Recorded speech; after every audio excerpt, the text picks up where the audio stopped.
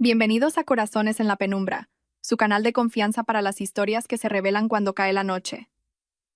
En mi guardia de madrugada en el hospital, 2 pacientes ingresaron en urgencias. Nunca imaginé que serían mi marido y su amante. Mantener la calma fue el primer paso para hacerle pagar un alto precio a ella, mientras que mi infiel marido fue, poco después, expulsado de casa. Se marchó con las manos vacías, suplicándome perdón. El penetrante olor a desinfectante del quirófano parecía haberse impregnado en cada fibra de mi ser, en cada raíz de mi cabello. A las 10 de la noche, la compleja operación para extirpar un tumor por fin había concluido. Me quité la mascarilla quirúrgica, que había dejado 2 profundas marcas en mis mejillas, y sentí como cada una de mis vértebras protestaba de agotamiento.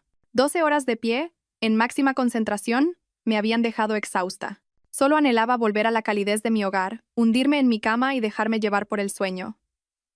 Mi marido, Javier, estaba en un viaje de negocios en Barcelona. No volvería hasta el fin de semana. La casa se sentía un poco vacía sin él, pero después de un día como hoy, el silencio era un lujo que ansiaba. Arrastré los pies con cansancio hacia la sala de descanso. Justo cuando iba a cambiarme el pijama de quirófano, el estridente timbre del teléfono interno rompió la quietud. Descolgué. La voz apremiante de la enfermera de guardia en urgencias resonó en la línea. «Doctora Sofía, ¿puede bajar a consulta, por favor? Tenemos un caso de ginecología, una mujer embarazada que se ha desmayado junto a su marido.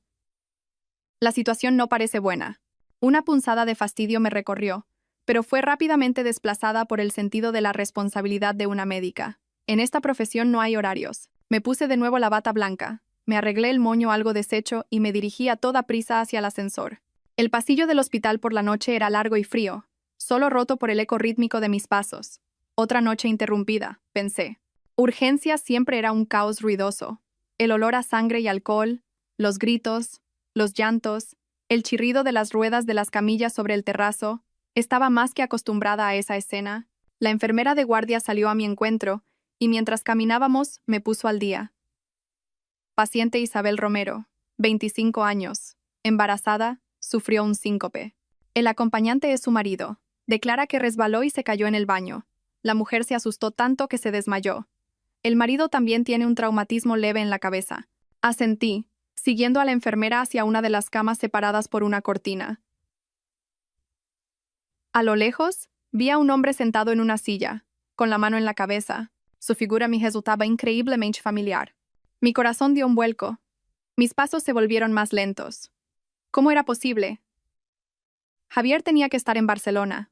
Debe de ser alguien que se le parece. Intenté autoconvencerme, pero una inexplicable sensación de inquietud se apoderó de mí. Cuando la cortina se descorrió, la cruda luz blanca de urgencias iluminó a las 2 personas que estaban dentro. Y mi mundo se derrumbó. El hombre era, sin lugar a dudas, Javier, mi marido. Llevaba el pijama de seda gris que yo misma le había regalado por su cumpleaños.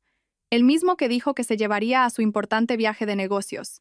Tenía un hematoma rojizo en la frente, pero lo que me dejó paralizada no fue su presencia allí, sino la mujer que yacía inconsciente en la camilla. Una chica joven, de rostro delicado pero pálido, y sobre todo, su vientre prominentemente abultado. El historial clínico colgado a los pies de la cama indicaba claramente 2 nombres: Javier García, marido, y Isabel Romero, esposa. Marido y esposa. Esas 2 palabras fueron como 2 puñales clavándose directamente en mi corazón. Me quedé petrificada, sintiendo que el aire a mi alrededor se volvía denso, irrespirable. Javier levantó la cabeza. Cuando nuestras miradas se encontraron, su rostro se transformó. De la sorpresa pasó a la confusión, y finalmente, al pánico absoluto. Sus labios temblaron, incapaces de articular palabra. Jamás habría imaginado que, en una circunstancia tan irónica, la doctora llamada a consulta sería su propia mujer. El ruido de urgencias pareció desvanecerse, dejando solo un silencio aterrador entre los 3.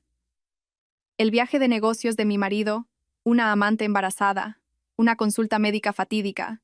Todas las piezas sueltas del rompecabezas encajaron de repente, formando la imagen más cruda y repugnante de la traición. En ese instante, una oleada de ira me consumió, una furia que parecía capaz de quemarlo todo. Quise abalanzarme sobre él, gritar, exigir respuestas, poner patas arriba urgencias para que todo el mundo conociera la verdadera cara del hombre en quien siempre había confiado. Apreté los puños con tanta fuerza que las uñas se me clavaron en la palma de la mano. El dolor físico me ayudó a aferrarme a la poca racionalidad que me quedaba. Pero soy médica, y esto es un hospital. Sabía mejor que nadie que montar una escena en ese momento solo me convertiría en el hazmerreír de todos, y la más perjudicada sería yo. El prestigio que había construido durante años como profesional podría desmoronarse en una sola noche. Javier, tras el shock inicial, se levantó de un salto. Me miró con una expresión de súplica y terror. Se acercó a mí y con voz baja, casi en un susurro patético, me imploró. «Sofía, ¿qué haces aquí? Déjame que te lo explique». Lo miré directamente a los ojos. Mi voz salió fría, desprovista de emoción, pero lo suficientemente alta para que solo nosotros dos la oyéramos. «Señor García, ahora mismo usted es el familiar de una paciente y yo soy la doctora. Le ruego que mantenga la compostura. El resto de asuntos pueden esperar». Cada una de mis palabras fue afilada como un bisturí, haciéndole temblar. Conocía mi carácter. Una vez que tomaba una decisión, nada podía hacerme cambiar. Al ver que no tenía intención de armar un escándalo de inmediato, su rostro mostró un ligero alivio, aunque la ansiedad seguía siendo evidente.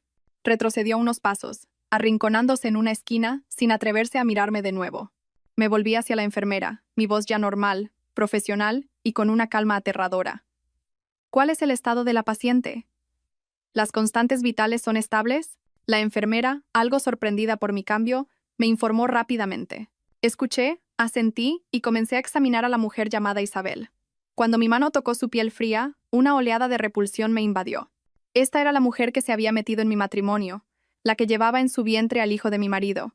Pero lo reprimí todo. Comprobé su pulso, su tensión arterial, escuché el latido fetal.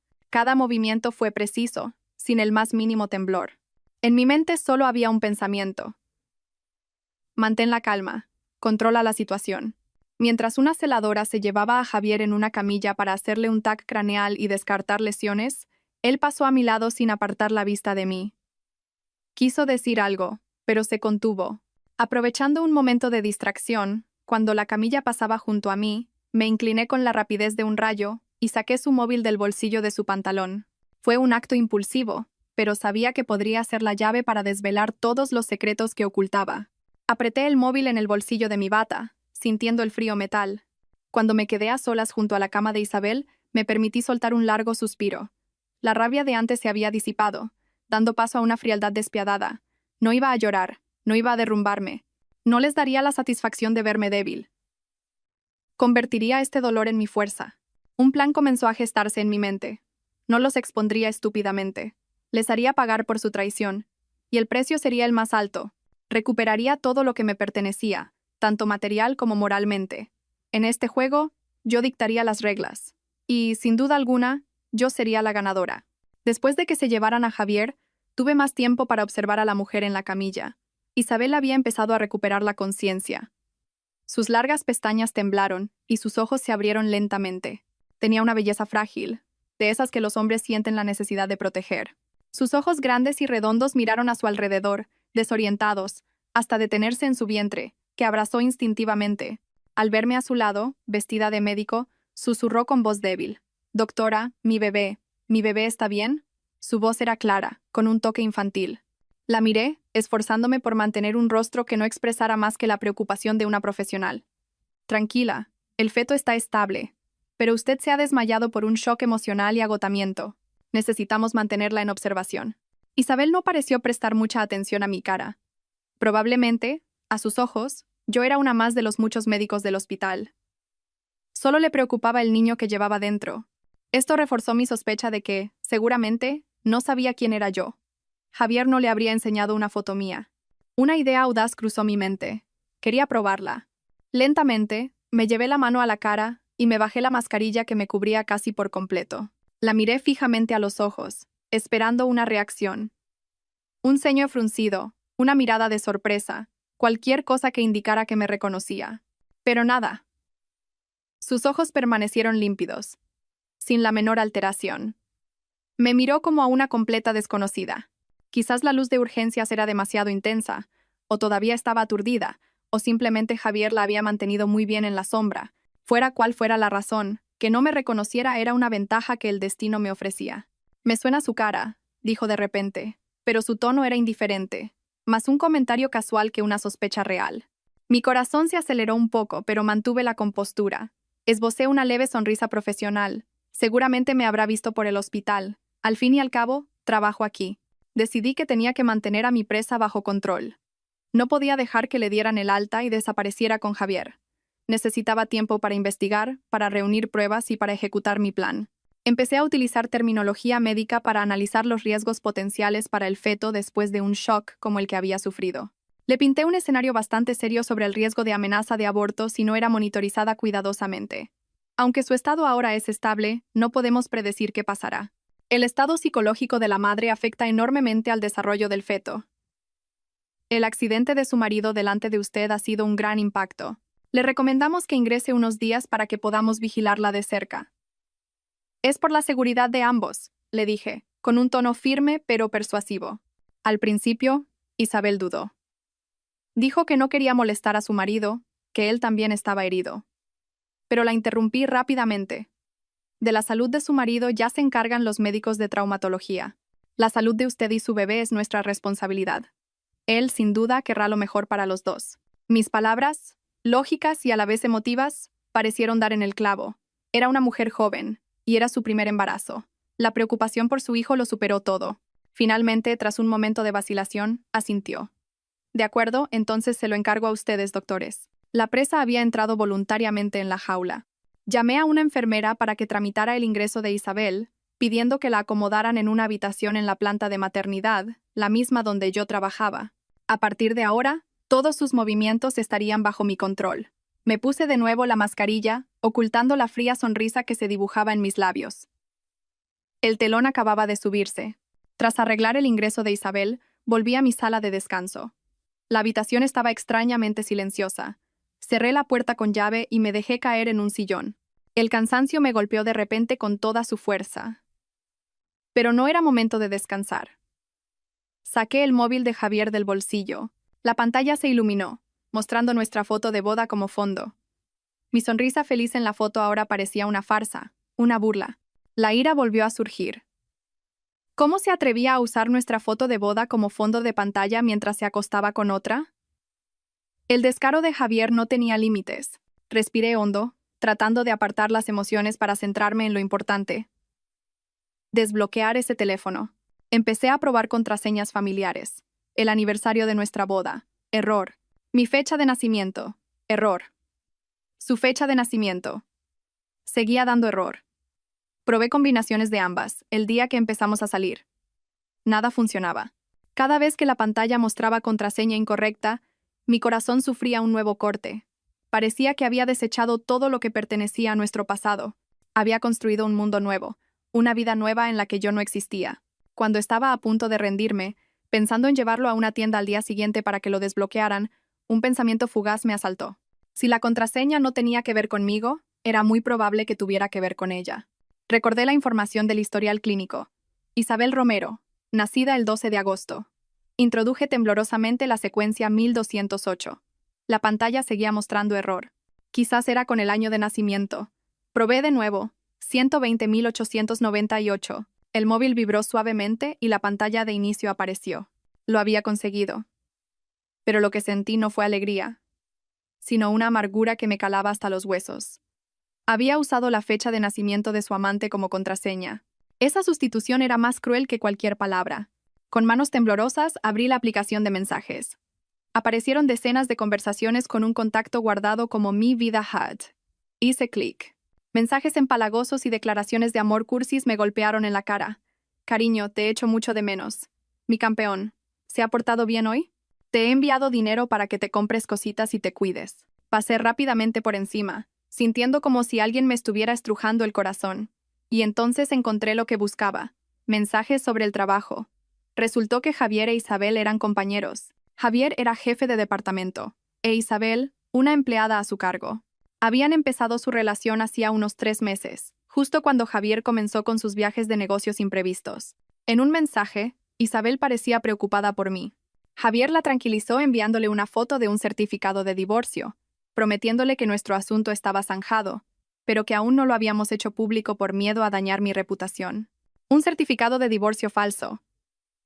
Su engaño estaba construido con una sofisticación y premeditación nauseabundas, pero lo que me dejó sin aliento fue cuando abrí la aplicación del banco.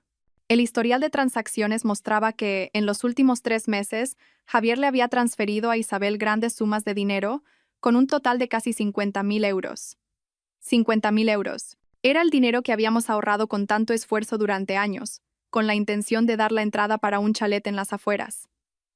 No había dudado en usar nuestro patrimonio común para mantener a su amante. Los números bailaban ante mis ojos, como si se estuvieran riendo de mi ingenuidad y mi confianza ciega. El móvil en mi mano ya no era un simple dispositivo de comunicación.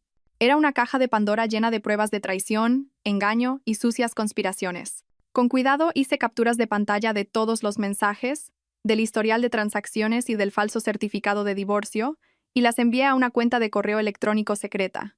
Estas serían las armas más afiladas en la guerra que estaba a punto de comenzar.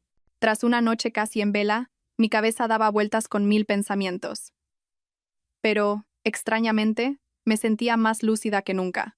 Las pruebas del móvil de Javier habían destrozado cualquier ilusión que me quedara sobre mi matrimonio. Ya no había dolor ni remordimiento. Solo la determinación de llegar hasta el final en esta partida. Por la mañana, al llegar al hospital, lo primero que hice fue ir al archivo de historiales clínicos. Solicité revisar el expediente completo y los resultados de las ecografías de la paciente Isabel Romero. Como su médico tratante, mi petición era totalmente legítima. Con el expediente en la mano, me fui a mi despacho y cerré la puerta con llave. Pasé las páginas una a una, leyendo meticulosamente. Toda la información coincidía con lo que ya sabía, pero mi atención se detuvo en un pequeño detalle en la hoja de admisión inicial. En la sección fecha de última regla, Isabel había declarado una fecha de hacía poco más de 2 meses.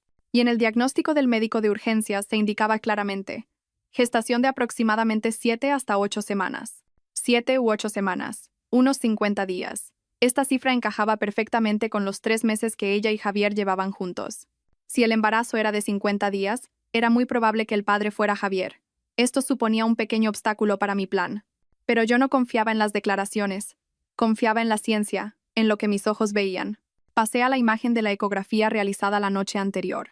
Como ginecóloga experimentada, un simple vistazo me bastaba para estimar la edad gestacional basándome en los parámetros biométricos: diámetro biparietal, circunferencia abdominal, longitud del fémur. Coloqué la placa en el negatoscopio y entrecerré los ojos, observando con atención. Los números eran claros. El embrión estaba bastante desarrollado. Los órganos básicos ya se habían formado. Hice un cálculo mental rápido. Imposible que fueran 7 semanas. Basándome en el tamaño y el grado de desarrollo, el feto tenía al menos 12 o 13 semanas. Es decir, 3 meses. 3 meses. Una diferencia enorme con los 50 días que Isabel había declarado. 3 meses atrás, Javier e Isabel ni siquiera habían empezado su relación ilícita. Esto solo podía significar una cosa: el bebé que Isabel esperaba no era de Javier. Una corriente eléctrica recorrió mi cuerpo. Ahí estaba, el arma definitiva que estaba buscando. Javier estaba siendo engañado. Estaba esperando con ilusión al hijo de otro hombre, y además no escatimaba en gastos para mantenerlos. Se estaba poniendo a sí mismo, sin saberlo, los cuernos más grandes que se pudieran imaginar. Su estupidez era despreciable, pero también irrisoria. Isabel no era ninguna ingenua. Lo había calculado todo meticulosamente, buscando a un incauto adinerado como Javier, dispuesto a pagar, para legalizar su embarazo. El desmayo de la otra noche, supuestamente por la preocupación, había sido una actuación magistral. Me quedé sentada en silencio un momento, sintiendo una mezcla de indignación y satisfacción. De repente, todo se volvió mucho más claro y sencillo. No revelaría la verdad de inmediato. No, eso sería demasiado fácil para ellos. Jugaría su mismo juego. Dejaría que Javier siguiera sumido en su fantasía de ser padre. Dejaría que se hundiera aún más en ese fango. Le permitiría cuidar con sus propias manos de ese hijo para, en el último momento, arrojarle la verdad a la cara. Quería ver su expresión cuando descubriera que tanto su esposa como su amante lo habían convertido en un completo payaso. Ese dolor, sin duda, sería 1000 veces peor que el de descubrir una simple infidelidad. Sonreí, una sonrisa fría y calculadora. El juego se estaba poniendo cada vez más interesante. Esa misma tarde, después de que el TAC de Javier confirmara que solo tenía una contusión leve, vino a buscarme. Me citó en la sala de descanso de los médicos, un lugar donde, tiempo atrás, habíamos compartido breves momentos robados al trabajo para estar juntos. El escenario era el mismo, pero las personas habían cambiado.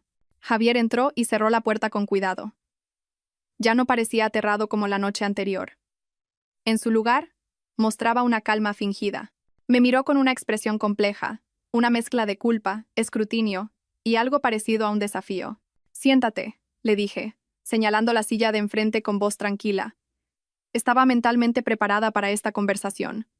Sabía que tenía que actuar, y hacerlo a la perfección. Javier se sentó, entrelazando las manos sobre su regazo. Guardó silencio un buen rato, como si estuviera eligiendo las palabras. Finalmente, habló con voz grave. «Sofía, lo siento. Sé que cualquier cosa que diga ahora es inútil, pero de verdad que yo». Lo interrumpí, no con un reproche, sino con un sollozo ahogado. Me llevé las manos a la cara y mis hombros empezaron a temblar. Las lágrimas, un arma que rara vez usaba, brotaron con una facilidad pasmosa. Lloré por mi matrimonio, por la confianza traicionada y por el papel que estaba obligada a representar. Al verme llorar, Javier pareció desconcertado. Se levantó, paseó por la habitación y luego se sentó a mi lado. Intentó poner una mano en mi hombro, pero la retiró. «No te pongas así, por favor. Sé que he cometido un error». «¿Un error? ¿Qué palabra tan suave usas?», sollocé, levantando la vista para mirarlo con los ojos enrojecidos. «Dijiste que te ibas de viaje de negocios y estabas con otra mujer. Y encima tiene un hijo tuyo. Javier, ¿qué soy para ti? ¿Una tonta a la que has estado engañando todo este tiempo?» Javier evitó mi mirada y empezó con la cantinela de todos los adúlteros. No solo no se arrepintió, sino que tuvo el descaro de culparme. «Sofía, tienes que entenderme. Llevamos 5 años casados y no tenemos hijos. Soy el hijo mayor, la presión de mis padres, de la familia. ¿Lo entiendes? Yo también deseo ser padre. ¿Y tú? Tú siempre estás con tu trabajo, con el hospital. ¿Alguna vez te has preocupado de verdad por cómo me siento?» Al oír esas palabras, la sangre me hirvió, pero logré contenerme. Tenía que parecer débil, dejarle creer que había dado en mi punto débil. Bajé la cabeza, y mis sollozos se hicieron más desesperados. Al ver que no respondía, Javier se envalentonó, creyendo que había encontrado mi flaqueza. Se arrodilló frente a mí, su tono se suavizó, como si me estuviera concediendo un favor. «Las cosas han llegado a este punto. Tenemos que buscar una solución. Isabel es una buena chica, también es una víctima en todo esto. Y el bebé no tiene la culpa. ¿Qué te parece si criamos al niño juntos? Eres doctora, seguro que entiendes si quieres a un niño inocente, ¿verdad? Te prometo que romperé con ella. Solo nos quedaremos con el niño.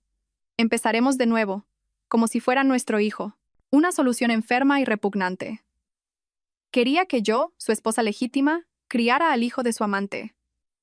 El egoísmo y la crueldad de Javier superaban mi imaginación. Pero mi rostro solo mostraba dolor y confusión. Negué con la cabeza, mi voz apenas un susurro. «No lo sé. Necesito tiempo para pensar. Esto es demasiado para mí». Mi respuesta ambigua era justo lo que Javier esperaba. A sus ojos, una mujer acorralada, a la que además le recuerdan su incapacidad para tener hijos, se vuelve débil y fácil de doblegar. Creyó que yo estaba vacilando, que con un poco más de tiempo aceptaría dócilmente su propuesta. Soltó un suspiro de alivio y se levantó, dándome una palmadita en el hombro. «De acuerdo, te doy tiempo. Piénsalo bien, es la mejor solución para todos». Se fue, dejándome sola. En cuanto la puerta se cerró, mis lágrimas cesaron. Me sequé la cara, y mi expresión se volvió gélida. La primera escena había salido según lo previsto. Javier había bajado la guardia por completo. Nunca sospecharía que la mujer débil que acababa de llorar ante él estaba preparando una trampa mucho mayor, esperando a que él y su pequeña amante cayeran en ella. 3 días después, tal como había planeado, era el 60º cumpleaños de mi suegra. Todos los años, Javier y yo organizábamos el viaje al pueblo para prepararlo todo con antelación. Pero este año, el incidente lo cambió todo. Javier se excusó diciendo que tenía que quedarse en Madrid para cuidar de un conocido enfermo. Yo, por supuesto, tenía que interpretar el papel de nuera devota.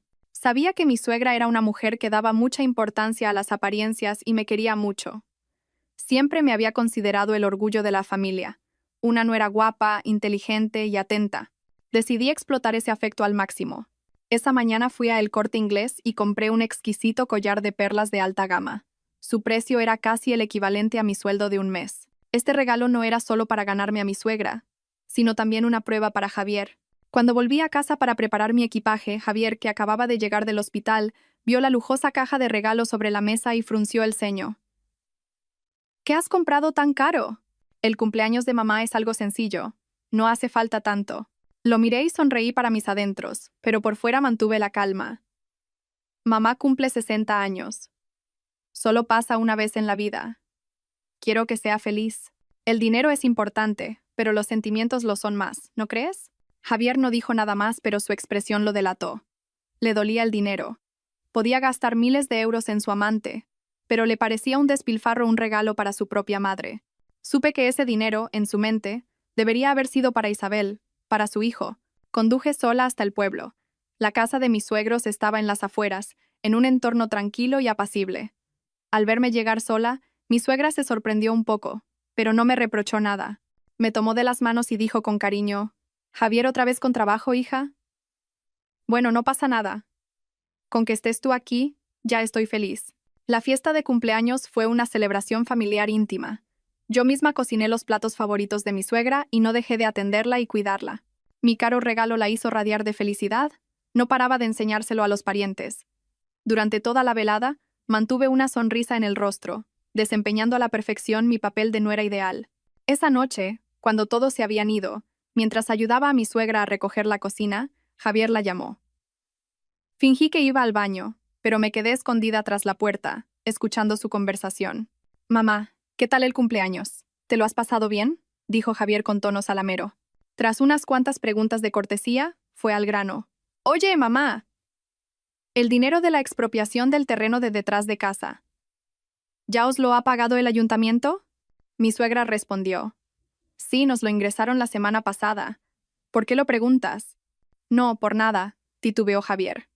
«Es que necesito algo de dinero para una inversión, un negocio. A ver si me podíais prestar un poco. En cuanto pueda, os lo devuelvo». Mi corazón se aceleró, tal como había predicho. Necesitaba dinero para Isabel. Oí claramente el suspiro de mi suegra al otro lado de la línea. «¿Otra vez con inversiones? El dinero que guardamos es para vuestro futuro, hijo. Pero deberías hablarlo con tu mujer. Sofía es una chica sensata, no tomes decisiones por tu cuenta». «Ya lo sé, mamá, pero esto es cosa de hombres. Si se lo digo, a lo mejor no lo entiende. Venga, mamá, préstamelo. Te prometo que sacaré beneficios». Javier seguía insistiendo. No necesité oír más. Era suficiente. No solo me estaba engañando a mí, sino que también intentaba sacarle dinero a sus padres para mantener a su amante y al hijo de otro. La bajeza de Javier había borrado cualquier sentimiento que aún pudiera quedarme por él. Regresé en silencio a la cocina y continué recogiendo como si nada hubiera pasado. Pero en mi mente, un nuevo plan, mucho más cruel, ya estaba tomando forma. Durante la cena en casa de mis suegros, el ambiente era muy alegre. Mi suegro, un hombre de pocas palabras pero muy cariñoso, no dejaba de ponerme comida en el plato. Mi suegra no paraba de elogiar a su nuera. Entre conversaciones triviales, de repente me miró y suspiró. «Lleváis ya 5 años casados, los dos con trabajos estables. ¿Vais a seguir planificando mucho más? Ya es hora de pensar en los niños. Tu padre y yo ya somos mayores, solo queremos tener un nieto que malcriar». Ahí estaba, el momento que había estado esperando. Sabía que, tarde o temprano, este tema saldría a relucir. Al oír a mi suegra, dejé los cubiertos suavemente sobre la mesa. Mis ojos, que hasta entonces habían brillado de alegría, se cubrieron de repente de una fina capa de tristeza. Bajé la cabeza y mis hombros comenzaron a temblar ligeramente. El ambiente en la mesa se volvió tenso al instante. Mis suegros, al ver mi reacción, se mostraron confusos. «Hija, no lo decía con mala intención. No te lo tomes a mal», se apresuró a decir mi suegra. Levanté la cabeza, con los ojos ya enrojecidos, forzando una sonrisa. «No, no es eso, mamá. No es por lo que ha dicho. Es que, empecé a decir, pero me ahogué en un sollozo y no pude continuar. Todas las miradas se centraron en mí, llenas de preocupación. Aproveché ese momento, metí la mano en el bolso y saqué un papel doblado en 4. Un papel que había preparado de antemano.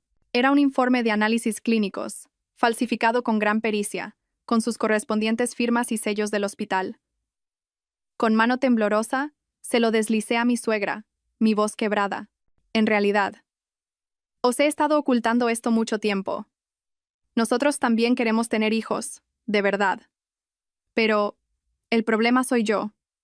Mi salud no me lo permite. Mi suegra se puso las gafas y cogió el papel para leerlo. Su rostro palideció. El informe indicaba claramente un diagnóstico de niveles elevados de prolactina en sangre, afectando la ovulación y la capacidad de concebir. Era una condición médica real y una de las causas comunes de infertilidad femenina, cuyo diagnóstico y tratamiento son complejos. Había elegido esta enfermedad para que mi actuación fuera más creíble. «Dios mío, ¿cómo es posible?», exclamó mi suegra, con la voz llena de asombro y compasión. Se giró para mirarme, con una expresión de profunda pena. «¿Por qué no nos lo dijiste antes, hija? Pobrecita mía, sufriendo sola todo este tiempo». Yo solo pude negar con la cabeza, mientras las lágrimas corrían por mis mejillas. Tenía miedo de que os preocuparais. Estoy en tratamiento, pero el médico dice que necesitaré tiempo. El resto de la cena transcurrió en silencio. Nadie tenía ánimos para conversaciones alegres. Mi suegro se limitó a ponerme más comida en el plato, un gesto de consuelo silencioso. Durante mi actuación, Javier, que no estaba presente, seguramente se sentiría aliviado si lo supiera. No dijo ni una palabra cuando se lo conté por teléfono. Esta farsa había logrado dos objetivos a la vez. Primero, había cargado toda la responsabilidad del problema de la infertilidad sobre mí. Javier quedaba completamente libre de sospecha, como un hombre sano que simplemente tuvo la mala suerte de casarse con una mujer con problemas. Segundo, y más importante, había reforzado sólidamente la razón por la que él necesitaba tener un hijo fuera del matrimonio. Ahora, su hijo con Isabel ya no era un acto de adulterio condenable, sino que podía interpretarse como el deseo legítimo de un hombre que anhela un heredero para continuar con el apellido, dado que su esposa no puede dárselo. Javier debía estar agradeciéndome en secreto por haberle allanado el camino. Jamás sospecharía que esta cortina de humo era solo un paso intermedio. El informe falso sobre mi enfermedad haría que el informe real sobre su azoospermia, ausencia de espermatozoides, que revelaría más tarde, fuera un golpe devastador. Una verdad irrefutable que no le dejaría ninguna vía de escape. Había logrado que creyera ciegamente que el problema era mío, y que el hijo de Isabel era su única esperanza. Al volver a la ciudad después del viaje al pueblo, me sentía mucho más fuerte. Cada paso de mi plan avanzaba en la dirección correcta. Javier se había tragado por completo la historia que inventé, incluso se mostraba comprensivo y me consolaba. Pero yo sabía que detrás de esa fachada se escondía su satisfacción por haberse librado de la carga. Mientras tanto, Isabel seguía dócilmente ingresada en el hospital. Bajo mis cuidados. Todo estaba bajo control. Sin embargo, sabía que para asegurar la victoria necesitaba conocer a mi oponente a fondo. Isabel no podía ser simplemente una chica ingenua que se había visto envuelta en esto. El engaño sobre la edad del feto demostraba que era una persona calculadora. Necesitaba saber más sobre su pasado, sus relaciones anteriores, su entorno familiar. Me acordé de Marcos, un antiguo compañero de la universidad. Marcos no siguió medicina, estudió Derecho y tras unos años abrió una agencia de detectives privados con bastante renombre. No manteníamos un contacto frecuente, pero la amistad de nuestros años de estudiantes seguía ahí. Decidí recurrir a él. Quedé con Marcos en una cafetería tranquila. Cuando le conté a grandes rasgos mi situación, no pudo ocultar su sorpresa. Me dio una palmada en el hombro con empatía. «No me lo puedo creer, Sofía. Siempre pensé que Javier y tú erais la pareja perfecta. Pero bueno, lo hecho está. ¿En qué puedo ayudarte? Necesito que investigues a una persona», le dije, entregándole una hoja con todos los datos de Isabel que había obtenido de su historial clínico. Nombre completo, fecha de nacimiento, lugar de origen. Quiero saberlo todo sobre su pasado. Cuanto más detallado, mejor. Marcos miró el papel y asintió con profesionalidad. «De acuerdo, esto no es difícil. Dame una semana». Exactamente una semana después, Marcos me llamó. Nos encontramos en el mismo sitio. Puso sobre la mesa un dossier bastante grueso. «Todo lo que necesitas está aquí». Abrí el dossier, con el corazón latiéndome un poco más rápido.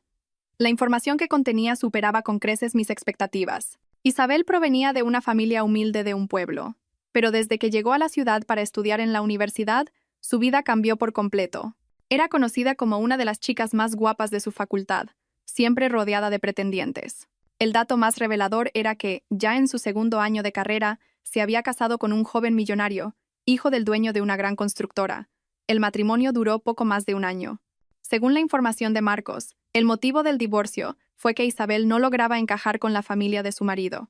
Pero el punto clave era que, tras el divorcio, Isabel recibió una compensación económica enorme, suficiente para comprar un pequeño apartamento y vivir holgadamente durante mucho tiempo.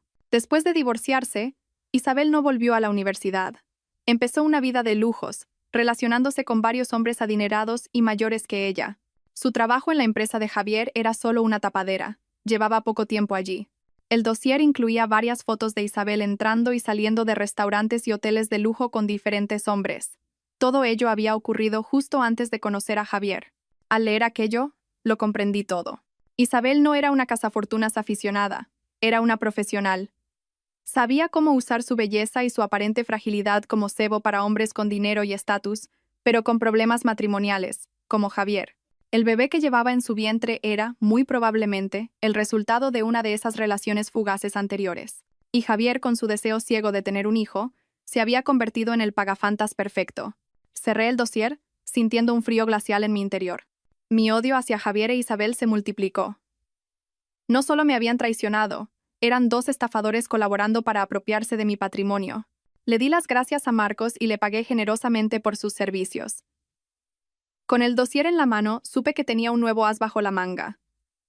Esta guerra no tendría piedad. Unos días después, Isabel recibió el alta. Su salud se había estabilizado, y mantenerla más tiempo en el hospital habría levantado sospechas innecesarias. Firmé su informe de alta y le di las indicaciones habituales para una embarazada, como una doctora entregada. Isabel me dio las gracias efusivamente. Su mirada completamente libre de sospecha. Esa mañana me pedí el día libre. No volví a casa directamente, sino que conduje hasta una cafetería frente a la entrada del hospital. Elegí una mesa en un rincón desde donde podía observar la zona de salida. Quería ver con mis propios ojos a dónde llevaba Javier su nuevo hogar. Sobre las 9, apareció Javier. Conducía el coche que habíamos comprado juntos a plazos, ahora utilizado para transportar a su amante. Ayudó a Isabel a salir del hospital con cuidado, le abrió la puerta del coche y la acomodó en el asiento. Esos gestos tiernos y atentos que una vez fueron solo para mí. Ahora, al verlos, ya no sentía dolor, solo una amarga ironía. El coche arrancó. Puse el mío en marcha y lo seguí a una distancia prudente. El coche de Javier no se dirigió hacia nuestra casa ni hacia la de sus padres. Se dirigió hacia una nueva urbanización en la zona oeste de la ciudad, un área próspera con modernos bloques de apartamentos de lujo. Mi corazón se encogió. Tuve un mal presentimiento. Finalmente, el coche se detuvo frente al portal de un elegante edificio. Un edificio que yo no podía olvidar. Era el apartamento que habíamos comprado hacía 2 años con todos nuestros ahorros. Habíamos planeado juntos que cuando tuviéramos un hijo, iría al colegio internacional que estaba cerca y nos mudaríamos allí.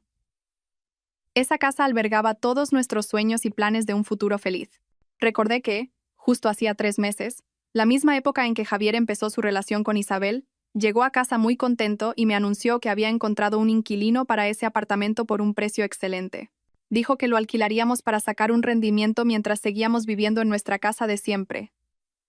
En aquel momento le creí ciegamente e incluso lo elogié por ser tan previsor. Resultó que todo era una descarada mentira. No lo había alquilado, lo estaba preparando para su nueva familia, una familia sin mí. Sentada en el coche, vi cómo Javier ayudaba a Isabel a entrar en el edificio. Apreté el volante con tanta fuerza que mis nudillos se pusieron blancos. La indignación alcanzó su punto máximo. Esa era mi casa, comprada con el sudor de mi frente, y ahora se había convertido en el nido de amor de una intrusa y del hijo de otro. No solo me había traicionado, estaba usurpando mis bienes a la vista de todos. La crueldad de Javier había superado todos los límites. No solo quería un hijo, quería arrebatarme todo lo que era mío, mi amor, mi dinero e incluso la casa de mis sueños. Muy bien. Si quería jugar hasta el final, yo les seguiría el juego. Les dejaría disfrutar de su efímera felicidad en esa casa. Cuanto más alto subieran, más dura sería la caída. Les haría devolverlo todo, con intereses. Saqué el móvil y marqué un número. Despacho de abogados de Marcos, dígame. Después de descubrir que Javier había instalado a Isabel en nuestra propia casa, necesité unos días para calmarme. La rabia inicial dio paso a una determinación de acero.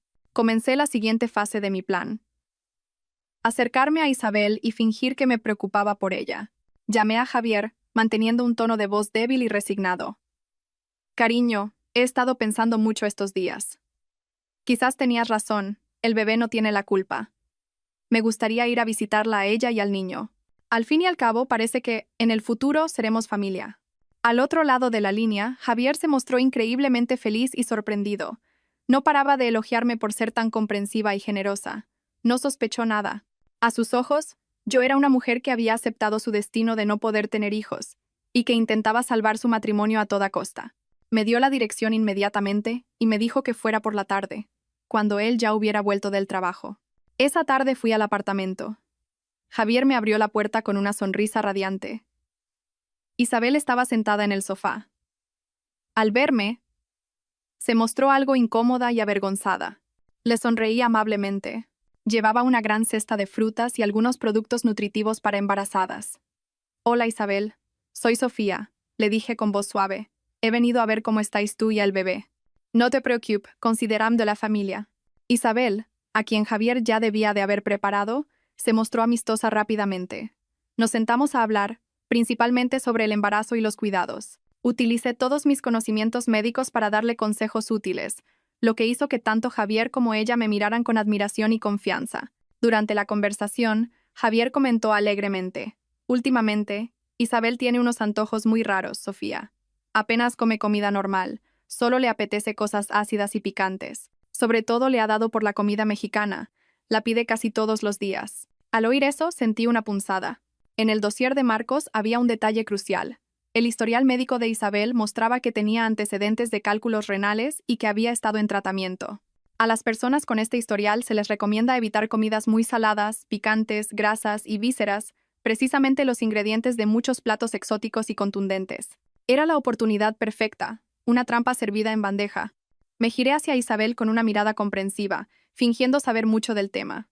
Es normal que el gusto cambie durante el embarazo. Hay que comer lo que a una le apetece. Si la madre come a gusto, el niño crece sano. Javier, tienes que consentirla, ¿eh? El embarazo es muy duro. Hay que cuidarlas y mimarlas. Incluso añadí a propósito: conozco un restaurante mexicano nuevo aquí cerca que es increíble. Qué buenos tacos al pastor y qué margaritas. Un día de estos tenemos que ir las dos. Cuando estás embarazada y comes lo que te pide el cuerpo, no hay nada mejor. Javier, al oírme, asintió efusivamente y miró a Isabel con ternura. ¿Lo ves, cariño? Hasta Sofía lo dice. Tú come lo que te apetezca, que yo te lo doy todo. Isabel, radiante de felicidad, me veía como una cuñada comprensiva. No tenía ni idea de que mis consejos, aparentemente bien intencionados, eran en realidad un veneno dulce que la empujaba lentamente hacia la trampa que le había tendido. Quería que su problema de cálculos renales reapareciera, y que lo hiciera en el momento justo y de la forma más virulenta posible. Solo entonces mi drama podría alcanzar su clímax. El tiempo pasó. Casi un mes después de empezar a interpretar mi papel de cuñada bondadosa, visitaba con frecuencia el apartamento de Javier e Isabel. A veces les llevaba comida, otras acompañaba a Isabel a sus revisiones ginecológicas. Nuestra relación se había vuelto muy cercana. Isabel confiaba plenamente en mí y me contaba todo, incluso sus secretos más íntimos. Javier, por su parte, estaba cada vez más satisfecho, convencido de que lo tenía todo bajo control. Una esposa, una amante y un hijo en camino. Mientras tanto, yo seguía vigilando discretamente la salud de Isabel. Sabía que con esa dieta descontrolada, rica en picante y grasas, tarde o temprano sus riñones protestarían. Sentía que el momento se acercaba. Era hora de eliminar los obstáculos innecesarios para preparar el gran acto final. El mayor obstáculo eran mis suegros. Me querían y confiaban en mí, pero precisamente por eso, si estaban en la ciudad cuando todo estallara, las cosas podrían tomar un rumbo que yo no podría controlar. Mi suegra, aunque me apreciaba, nunca aceptaría que a su hijo le hubieran engañado de esa manera. Haría lo imposible por proteger a Javier y salvar las apariencias de la familia. No quería ningún imprevisto en mi plan. Necesitaba una razón plausible para que se ausentaran de la ciudad durante un tiempo, y la oportunidad llegó. Sabía que mis suegros siempre habían soñado con ir de viaje a Tenerife, pero nunca se decidían por no gastar dinero. Un fin de semana por la tarde, los llamé. Después de preguntarles por su salud, les dije alegremente: papá, mamá, en mi trabajo me han regalado un viaje a Tenerife para 2 personas. Todo incluido, 5 días y 4 noches en un resort de 5 estrellas. Pero Javier y yo estamos hasta arriba de trabajo y no podemos ir. El viaje no es reembolsable y sería una pena perderlo. ¿Por qué no vais vosotros en nuestro lugar? Tomadlo como un regalo de vuestra nuera y vuestro hijo. Por supuesto, era mentira. Había pagado el viaje de mi propio bolsillo, pero era una mentira muy dulce.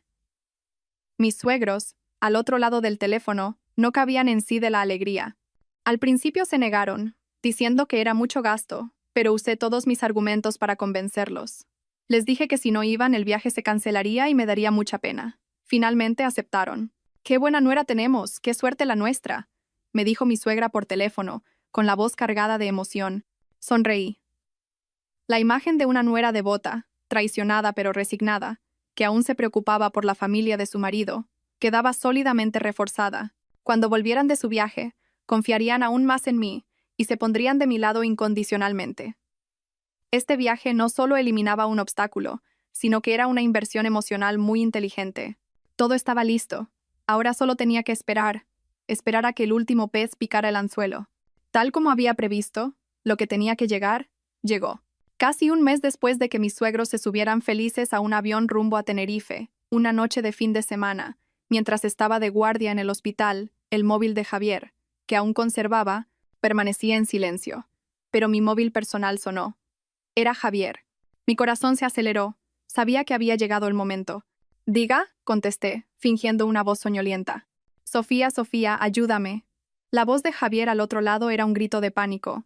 Isabel se retuerce de dolor de barriga. Está pálida como un fantasma.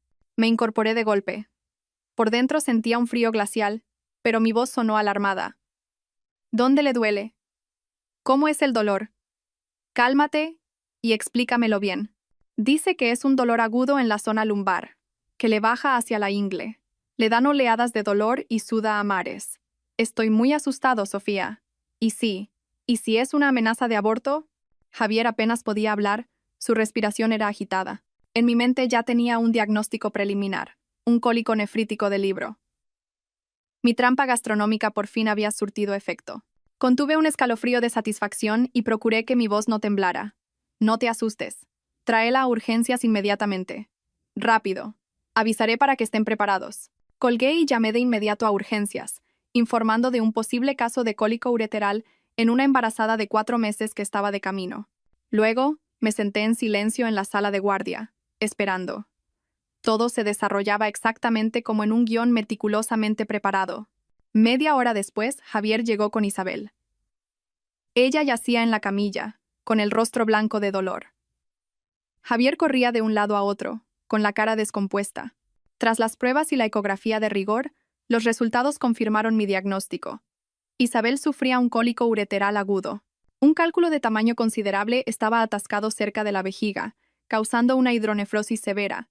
A la mañana siguiente, justo al terminar mi guardia, Javier me buscó con cara de agotamiento y ojeras. Me llevó a un rincón tranquilo del pasillo y me suplicó: «Sofía, el urólogo dice que Isabel necesita una operación para quitarle el cálculo. Si no, el riñón podría dañarse. Pero me da miedo que la cirugía afecte a mi hijo. ¿Tú eres ginecóloga? ¿No hay otra forma? ¿Alguna manera de quitar el cálculo y salvar al niño?» Su egoísmo se manifestaba una vez más. En su cabeza solo existía su hijo. El dolor y la vida de Isabel parecían secundarios. Y eso era justo lo que yo quería. Fingí reflexionar profundamente. Y luego dije: «Una cirugía en esta etapa del embarazo conlleva riesgos para el feto. Es cierto. Pero dejar el cálculo ahí también es muy peligroso para la madre. Existe un tratamiento conservador. Se pueden inyectar altas dosis de progesterona para relajar la musculatura lisa, con la esperanza de que el cálculo se desplace y sea expulsado. Sin embargo, la tasa de éxito no es alta, y si falla, el estado de la madre podría empeorar». Al oír las palabras tratamiento conservador, los ojos de Javier se iluminaron. Me agarró la mano con desesperación. «Hagamos eso, Sofía. No puedo perder a este niño. Isabel es fuerte. Aguantará. Estoy seguro de que mi hijo protegerá a su madre». Retiré mi mano suavemente, sintiendo un desprecio absoluto. «Si esa es tu decisión, no me opondré. Pero tienes que ser tú quien hable con el urólogo y firme el consentimiento informado asumiendo toda la responsabilidad. Yo solo puedo aconsejarte como familiar». Javier asintió repetidamente. Me dio las gracias 1000 veces y se fue corriendo a buscar al médico. No sabía que su valiente decisión de ese día era la última palada de tierra sobre la tumba de su mayor esperanza. El pez estúpido se había tragado el anzuelo con sedal y todo. Con una ceguera y una obstinación propias de quien ansía un heredero, Javier ignoró las advertencias de los urólogos. Insistió en el tratamiento conservador para Isabel y firmó el documento asumiendo todos los riesgos. Quizás para evitar un caso complicado con un familiar tan obstinado, Los médicos finalmente accedieron a su petición. Sin embargo, Javier no quiso que Isabel recibiera el tratamiento en mi hospital. Tal vez temía mi interferencia o simplemente quería llevar a su amante a un lugar más discreto. Tramitó el alta voluntaria de Isabel y la llevó a una clínica privada bastante grande en las afueras para iniciar el tratamiento con progesterona. Yo lo sabía todo, pero no dije nada. Me limité a observar en silencio. Los días siguientes, la situación de Isabel no mejoró como Javier esperaba. Los cólicos renales la torturaban a diario, cada vez con más intensidad. El obstinado cálculo no se movía, mientras que la retención de líquido en el riñón empeoraba. Isabel empezó a tener fiebre alta, un signo de infección del tracto urinario. Javier seguía creyendo obstinadamente que, con paciencia, todo se solucionaría. Continuó llevándola a la clínica privada para sus inyecciones, ignorando el deterioro evidente de Isabel. Y entonces, lo peor sucedió. Una tarde, cuando me preparaba para terminar mi turno, sonó el teléfono de emergencias de maternidad. Una voz alarmada desde urgencias me informó: «Doctora Sofía, acaba de ingresar una urgencia obstétrica extremadamente grave. Paciente Isabel Romero, gestante de unos 4 meses, en estado de shock séptico, fallo multiorgánico y con signos de hemorragia vaginal masiva. Baje a consulta de inmediato y prepare el quirófano de urgencia». El nombre de Isabel Romero resonó como un trueno. Sabía que el drama había llegado a su punto álgido. Con la mayor calma posible di las órdenes: preparar quirófano, reservar sangre y todo el equipo de reanimación. Luego me cambié rápidamente y bajé a urgencias. La escena era caótica. Isabel yacía en la camilla, con el rostro grisáceo y la respiración apenas perceptible. Debajo de ella, la sangre empapaba la sábana. Javier estaba a su lado, temblando, con la ropa desaliñada y una expresión de terror absoluto, como un alma en pena. Al verme, corrió hacia mí como si yo fuera su única salvación. «Sofía, sálvalos. Salva a mi mujer y a mi hijo». Aparté su mano de un manotazo y me acerqué a la cama con frialdad. El estado de Isabel era peor de lo que imaginaba. El shock séptico de la infección urinaria se había extendido por todo el cuerpo, causando un trastorno de la coagulación que había provocado una hemorragia uterina. Ya no se detectaba latido fetal. El bebé había fallecido. El problema ya no era salvar al niño, sino correr contrarreloj para salvar la vida de la madre. «Preparadla para subir a quirófano inmediatamente. Avisad a anestesia y a la UCI. Es una emergencia vital», ordené con voz firme. Luego me giré hacia Javier, con la mirada vacía de emoción. «El estado de la paciente es crítico. El pronóstico es muy grave. Usted es el familiar. Prepárese para lo peor». Dicho esto, junto con las enfermeras, empujé la camilla hacia el ascensor, dejando a Javier petrificado en medio del caos de urgencias. Probablemente, aún no comprendía que su propia ignorancia y obstinación los habían llevado a ambos a las puertas de la muerte. La luz del quirófano era cegadora, el aire denso por la tensión. Sobre la mesa de operaciones, Isabel yacía inmóvil. Su vida pendía de un hilo, sostenida por un entramado de máquinas y vías. La hemorragia uterina era incontrolable. Su útero, en atonía tras el aborto, no se contraía. La sangre brotaba sin cesar. Habíamos agotado todos los fármacos uterotónicos. Habíamos intentado todas las técnicas conservadoras posibles, pero nada funcionaba. Después de más de 1 hora de lucha desesperada, el catedrático que dirigía la operación, mi respetado mentor, tuvo que tomar la decisión más difícil. Se giró hacia mí y los demás colegas, y con voz grave y pesada dijo: «No hay otra opción. La paciente tiene una coagulopatía severa y atonía uterina completa. Si no realizamos una histerectomía para detener la hemorragia de inmediato, la perderemos en cuestión de minutos». Todos guardamos silencio. Sabíamos que era el último recurso, una solución cruel pero la única para salvar una vida. Extirpar el útero significaba que Isabel perdería para siempre su capacidad de ser madre. Pero entre la vida y la maternidad, la elección era obvia. «Doctora Sofía», me llamó el profesor, «salga, por favor, explique la situación y que el familiar firme el consentimiento informado». «No tenemos mucho tiempo». Asentí, me quité los guantes y salí del quirófano. Javier estaba hundido en una silla en la sala de espera, con la cabeza entre las manos. Al oír la puerta, se levantó de un salto. Sus ojos inyectados en sangre me miraron con esperanza. «¿Qué tal, Sofía? Están bien Isabel y el niño, ¿verdad?» Lo miré directamente a los ojos. Mi voz salió fría y precisa, como si estuviera leyendo un informe médico. «El bebé no ha sobrevivido, y ahora mismo, la vida de la señora Romero pende de un hilo. Sufre una hemorragia masiva que no podemos controlar. La única forma de salvarla es realizar una histerectomía total de emergencia». Cada una de mis palabras fue como un martillazo en la mente de Javier. Se quedó atónito y luego negó con la cabeza, desesperado. No, no puede ser. ¿Quitarle el útero? ¿Por qué? Sois médicos, tiene que haber otra forma. No hay otra forma, afirmé con rotundidad. Es la decisión del equipo médico. Necesitamos que firme el consentimiento para la operación de inmediato. Cada segundo que perdemos la acerca más a la muerte. Le tendí el formulario y un bolígrafo. Javier lo miró fijamente, con las manos temblando. Si firmaba, pondría fin al sueño de ser padre a través de esa mujer. Si firmaba, sería él quien le arrebatara la capacidad de ser madre. Si firmaba, tendría que enfrentarse a una Isabel que ya no le servía para nada. Pero si no firmaba, se convertiría en cómplice de un homicidio imprudente y se enfrentaría a la justicia. Estaba acorralado, sin escapatoria. El egoísmo inherente en él finalmente cedió ante el miedo a la responsabilidad. Soltó un grito de desesperación, agarró el bolígrafo y garabateó su nombre en el papel. Tomé el formulario, sin dignarme a mirarlo un segundo más, y entré de nuevo en el quirófano. La operación fue rápida. Con el útero extirpado, el foco principal de la hemorragia fue eliminado. Isabel, de momento, estaba fuera de peligro. Le habían salvado la vida, pero había pagado un precio altísimo por su estupidez y por la crueldad de Javier. Y Javier. Él mismo acababa de firmar la sentencia que acababa con su propio futuro. Pero esto solo era el principio. El vuelo de mis suegros aterrizó en una tarde soleada, un claro contraste con la tormenta que se gestaba en mi interior. Había organizado mi trabajo para poder ir personalmente a recogerlos al aeropuerto. Quería ser la primera en verlos, la primera en darles la mala noticia. Cuando vi sus figuras familiares en la puerta de llegadas, corrí hacia ellos. Mi rostro ya mostraba un aspecto demacrado y afligido, mis ojos hinchados como si hubiera llorado durante noches. Hija, ¿qué haces aquí? ¿Qué mala cara tienes? ¿Ha pasado algo? Mi suegra, tras la alegría inicial, notó inmediatamente mi estado. No dije nada, solo negué con la cabeza y rompí a llorar, apoyándome en su hombro como una niña desvalida. Mi reacción los alarmó. Me llevaron a un banco cercano, preguntándome sin cesar: ¿qué pasa, hija? Cuéntanoslo. ¿Te ha hecho algo, Javier? Mi suegro, normalmente callado, también parecía impaciente. Tomando aire, los miré con la voz entrecortada. Papá, mamá, no sé cómo decíroslo. Es Javier, él. Empecé a contarles mi historia, una versión cuidadosamente editada y ensayada.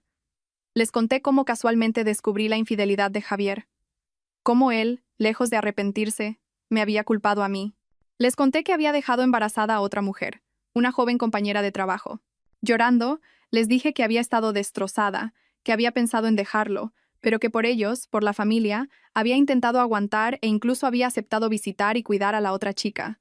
Pensé que si era generosa, él recapacitaría. Pensé que como yo no podía darle hijos, era culpa mía que hiciera algo así.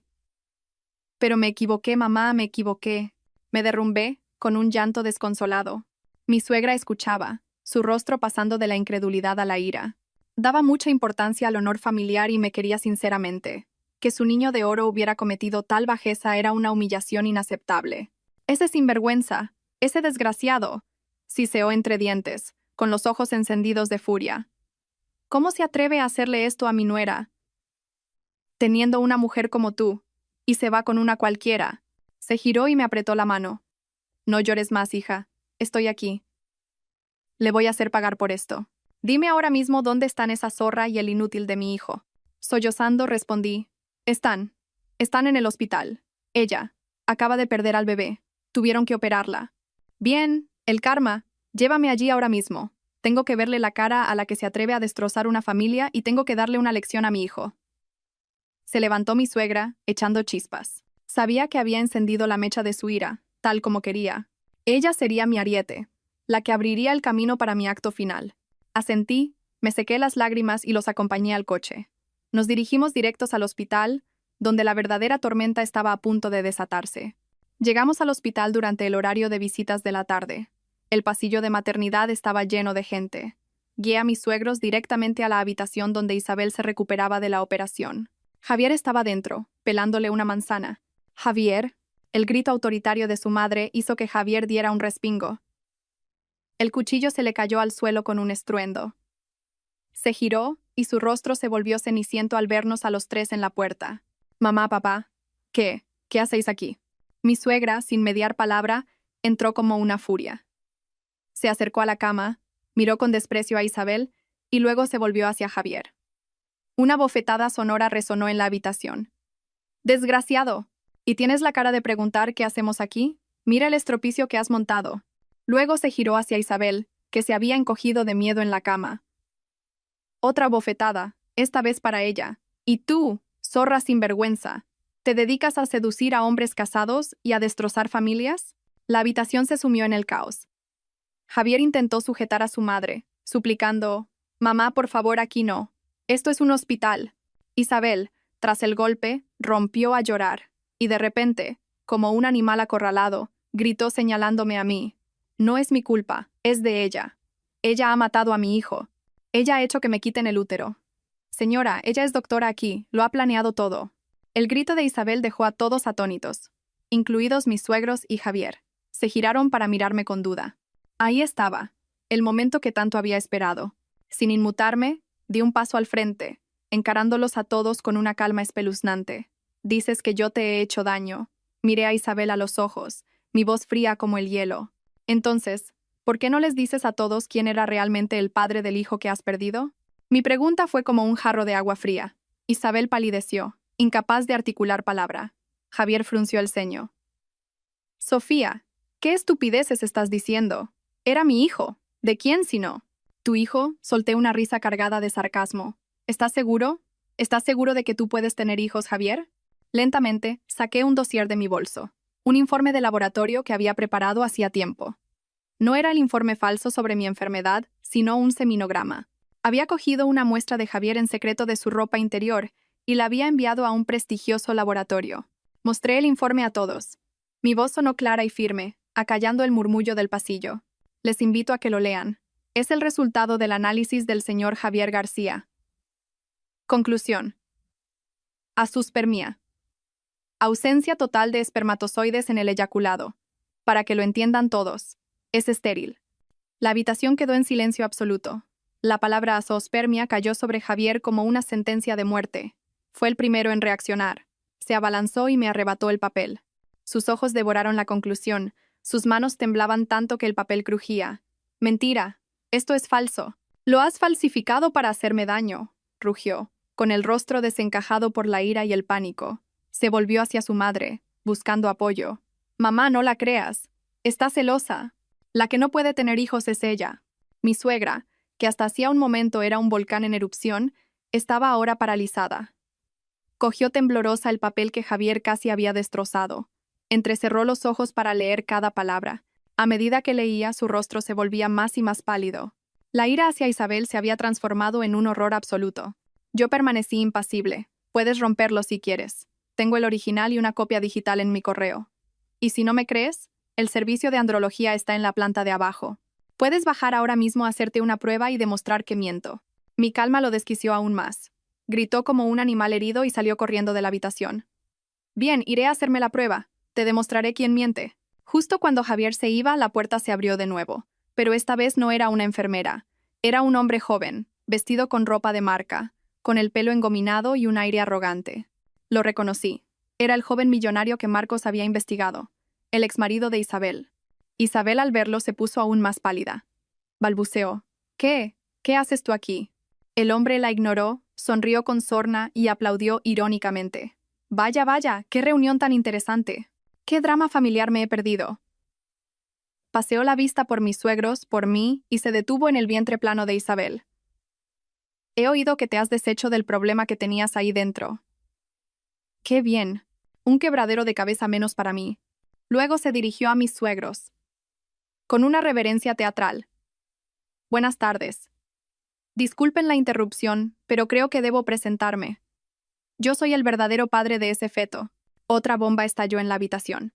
Mi suegra se tambaleó y tuvo que agarrarse a la cama para no caer. El joven continuó, con desprecio. «Su querido hijo es solo un idiota al que ésta le ha tomado el pelo. Me engañó diciendo que estaba embarazada para sacarme una buena suma de dinero. Pero fue más lista y encontró a un pagafantas dispuesto a darle dinero y casa, como su hijo. Aunque la verdad tengo que darle las gracias», se encogió de hombros. «Gracias a que él firmó esa autorización para la operación, me he librado del problema limpiamente. Se puede decir que ha recogido mi basura. En ese preciso instante, Javier regresó. No había ido a hacerse la prueba. Probablemente se había dado cuenta de lo absurdo de la situación a mitad de camino. Entró justo a tiempo para oír la última frase. La frase que apuñaló su orgullo de hombre. Estéril, engañado, manteniendo al hijo de otro, perdiendo dinero, siendo el hazmerreír de todos. Todas las verdades brutales cayeron sobre él a la vez, destrozando su cordura. Sus ojos se inyectaron en sangre. Ya no era ira, era la locura de un hombre que lo ha perdido todo. Sin decir palabra, se abalanzó sobre la cama. Antes de que nadie pudiera reaccionar, agarró a Isabel por el pelo y empezó a golpearla salvajemente. «Zorra mentirosa, te atreviste a engañarme, te mato». Rugía, sus gritos llenos de dolor y rabia. La habitación se convirtió en un manicomio. Los gritos de Isabel, los intentos de mi suegro por detenerlo, los insultos del exmarido. Y, finalmente, el sonido sordo de mi suegra desmayándose y cayendo al suelo. El telón había caído. La seguridad del hospital no tardó en llegar. 2 hombres corpulentos se llevaron a Javier a rastras mientras él seguía maldiciendo. Isabel yacía en la cama, despeinada, con la cara hinchada, llorando desconsoladamente. Mi suegra fue atendida por las enfermeras. Solo quedábamos mi suegro, el exmarido y yo en medio del desastre. Mi suegro parecía haber envejecido 10 años. Se dejó caer en una silla, suspirando con pesadumbre. Cuando la situación se calmó, me acerqué a la cama de Isabel. Al verme, se encogió, sus ojos llenos de odio y miedo. Me incliné y le susurré al oído, para que solo ella me oyera. «¿Y bien? ¿Ya has visto su verdadera cara? ¿Te quería a ti o solo al hijo que llevabas dentro para perpetuar su apellido? Ahora que no hay niño, no duda en pegarte. Quien te ha llevado a esto no he sido yo, ha sido él». Mis palabras fueron como un catalizador, hurgando en su dolor y su rabia. Era cierto. Javier la había ignorado cuando sufría, había elegido un tratamiento peligroso y ahora la había agredido brutalmente. Todo el odio de Isabel se redirigió hacia Javier. Con una fuerza inesperada, cogió su móvil de la mesilla y con manos temblorosas tecleó frenéticamente. Segundos después, un video íntimo de ella y Javier fue enviado directamente al chat de grupo de toda la empresa donde trabajaban. Fue un acto de autodestrucción, la venganza final de alguien que ya no tenía nada que perder. Las consecuencias fueron inmediatas. El escándalo sexual estalló. La dirección de la empresa, para proteger su imagen, despidió a Javier y a Isabel al día siguiente. La carrera que Javier había construido durante años se hizo humo en una noche. Yo tampoco perdí el tiempo. A la mañana siguiente, junto a mi abogado, Marcos, presenté la demanda de divorcio en el juzgado, con todas las pruebas irrefutables. El video de la infidelidad, los extractos bancarios de las transferencias a Isabel, el certificado de divorcio falso y la declaración de mis suegros. El juicio fue rápido. El juez sentenció que Javier había cometido una infidelidad grave y había malversado y ocultado bienes gananciales durante el matrimonio. La totalidad del patrimonio, incluidas las 2 casas y el dinero restante en el banco, me fue adjudicada. Javier salió del juzgado con las manos vacías. Sin casa, sin trabajo, sin un céntimo. El destino de Isabel no fue mejor. Después de perderlo todo, su hijo, su capacidad de ser madre, su trabajo y el hombre en el que pensaba apoyarse, su salud mental se vino abajo. El shock y el trauma físico la sumieron en un estado de psicosis. Lloraba y reía sin control, hablaba incoherentemente. Finalmente, su familia tuvo que ingresarla en un centro de salud mental. Los 2 verdugos habían pagado el precio justo por sus actos. Cuando el juicio terminó, sentí como si me hubiera quitado un peso enorme de encima. Lo primero que hice fue poner a la venta el apartamento de lujo. Aquel que una vez fue mi sueño y que se convirtió en el nido de su traición. No quería conservar nada que me recordara ese dolor. La casa se vendió rápidamente. Usé parte del dinero para ayudar a mis padres y el resto lo invertí. Mi vida volvió a la normalidad. En el hospital, mi profesionalidad y temple al gestionar el complicado caso de Isabel me ganaron el respeto de la dirección y mis compañeros. Unas semanas después, el jefe de mi servicio se jubiló y, gracias a mis méritos, fui nombrada para ocupar su puesto. A mis 35 años, me convertí en una de las jefas de servicio más jóvenes del hospital. Fue un dulce reconocimiento a mi esfuerzo. Unos meses más tarde, cuando todo parecía haberse calmado, una tarde al salir del trabajo, vi una figura familiar esperando en la puerta del hospital. Era Javier. Se le veía mucho más demacrado y patético que la última vez. Delgado, con la piel curtida por el sol, la ropa sucia. Al verme, corrió hacia mí. Y entonces, ante mi asombro y el de los demás, se arrodilló a mis pies. Sofía, por favor, perdóname, suplicó, llorando y agarrándose al bajo de mi bata. Sé que he sido un imbécil, un canalla. Ahora que te he perdido, sé que nadie me ha querido como tú. Dame una oportunidad para empezar de nuevo, por favor. Haré lo que sea para compensarte. Me quedé quieta, mirando al hombre arrodillado ante mí. El hombre al que una vez amé con todo mi corazón, pero ahora, dentro de mí, no había ni una pizca de compasión, solo un vacío helado. Retiré mi pierna suavemente de su agarre. Lo miré a sus ojos llorosos y pronuncié una sola palabra, clara y definitiva. Lárgate. Dicho esto, me di la vuelta y me alejé sin mirar atrás, ignorando sus gritos desesperados. Me subí a mi coche nuevo, lo arranqué y me fui. Conduje por la carretera de la costa, bajando las ventanillas para que la brisa fresca del mar me llenara. El cielo de verano era de un azul intenso. Paré el coche en un mirador solitario y saqué un último papel de mi bolso. Eran los resultados de las pruebas de enfermedades de transmisión sexual que me había hecho por precaución después del divorcio. Todos los resultados eran negativos. Sonreí. Una sonrisa de verdadera paz. Estaba completamente libre, legal, financiera, emocional y físicamente. Arrugué el papel y lo lancé al viento. Miré la carretera que se extendía ante mí, sabiendo que una nueva vida, libre y fuerte, me estaba esperando.